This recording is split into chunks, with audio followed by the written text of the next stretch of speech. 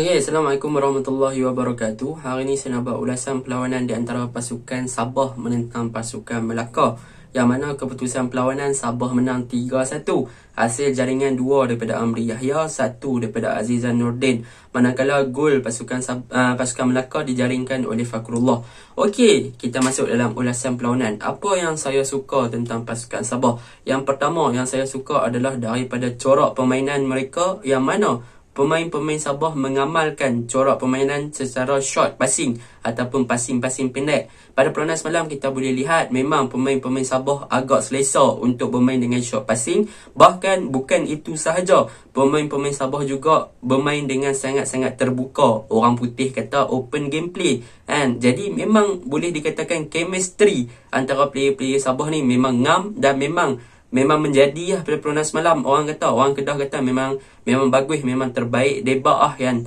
Daripada segi passing, daripada segi short passing, memang mereka sangat bagus. Daripada segi open gameplay, mereka bermain dengan sangat-sangat terbuka, lagi bagus apabila mereka memanfaatkan ruang-ruang kosong yang ada di bahagian kanan, di bahagian tengah, di bahagian kiri. Yang mana kita dapat lihat apabila Sadil Ramdhani dan juga Amri Yahya memainkan peranan yang penting. Sadil bermain dengan baik di bahagian kanan, Amri bermain dengan baik di bahagian kiri. Yang mana kita boleh lihat kalau Sadil dapat bola, dia tak boleh nak masuk ke belah kanan, dia akan hantar bola ataupun change side ataupun ubah arah pergi belah Amri Yahya. Jadi belah Amri Yahya akan buat something untuk mencari gol ataupun untuk passing ke dalam kotak penalti. Itu yang saya suka yang pertama, daripada segi corak short passing dan juga daripada segi open gameplay yang diamalkan oleh pemain-pemain Sabah dan juga taktikal yang diterapkan oleh Kurniawan pada game semalam. Yang kedua, apa yang saya suka tentang pasukan Sabah ni adalah tentang Amri Yahya.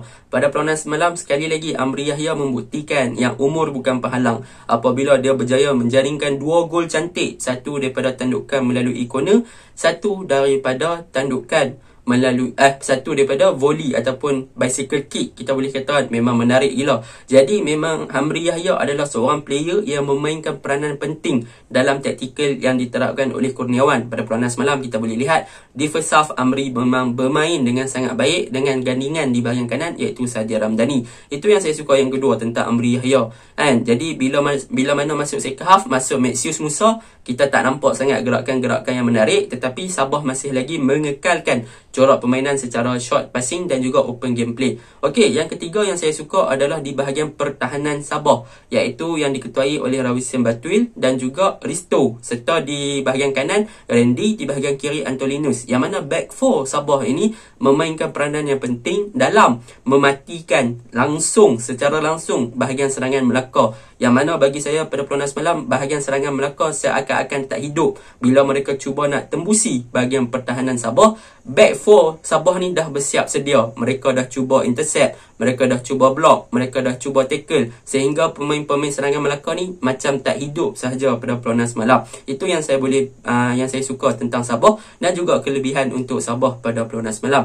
Yang terakhir, apa yang saya suka tentang Sabah adalah mengenai bahagian midfield mereka, yang mana mereka still lagi dominan untuk mengguna 2 attacking midfielder dan seorang defensive midfielder, iaitu Pak Tesu di bahagian defensive midfielder memainkan peranan yang sangat penting dalam bertahan di kawasan tengah Sabah. Manakala 2 attacking midfielder waktu first half, Sabah menggunakan Madinda dan juga Azizan Nordin, yang mana kedua-dua player ni memang adalah key player ataupun playmaker kepada penggerakan-penggerakan berbahaya untuk melakukan serangan-serangan berbahaya ke arah gawang Melaka United. Jadi boleh saya katakan di second half dengan kemasukan Syukri Baharun pun, bahagian tengah Sabah still lagi berbahaya apabila mereka masih lagi mengamalkan corak permainan short passing dan juga open gameplay. Yang mana bahagian tengah Sabah ni adalah key ataupun kunci kepada kemenangan Sabah pada perlawanan semalam apabila mereka berjaya menguasai bahagian tengah. Bahkan bahagian kanan dan juga bahagian kiri pun mereka berjaya menguasai keseluruhan perlawanan pada perlawanan semalam.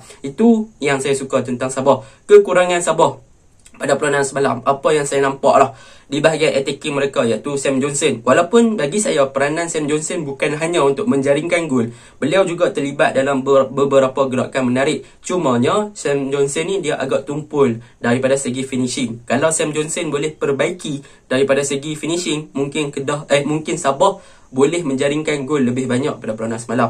Okey, untuk Melaka United saya tak boleh nak komen banyak apabila saya nampak Melaka United semalam agak struggle dalam absorb ataupun menyerap taktikal ataupun corak permainan yang diamalkan oleh para pemain Sabah. Mereka seakan-akan macam tertekan dengan corak permainan laju yang dimainkan oleh Sabah, dengan corak permainan yang sangat terbuka, short passing yang diamalkan oleh pemain Sabah.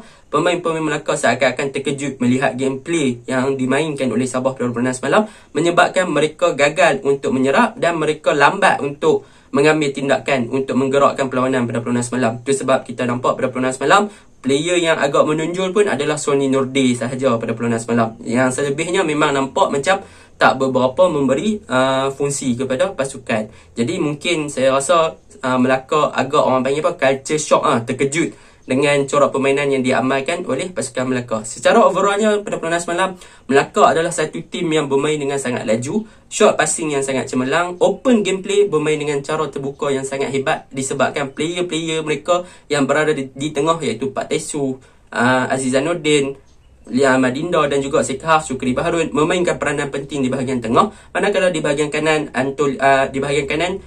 Sadil Ramdhani dan juga Randy yang selalu support Sadil untuk melakukan serangan juga memainkan peranan penting, dan juga bahagian kiri Amri Yahya dan juga Antolinus memainkan peranan penting pada perlawanan semalam, dan untuk Rawisen dan juga Risto memainkan peranan penting di bahagian tengah Sabah pada perlawanan semalam. Okey, gol tu mungkin Sabah bagi gol sagu hati lah kot.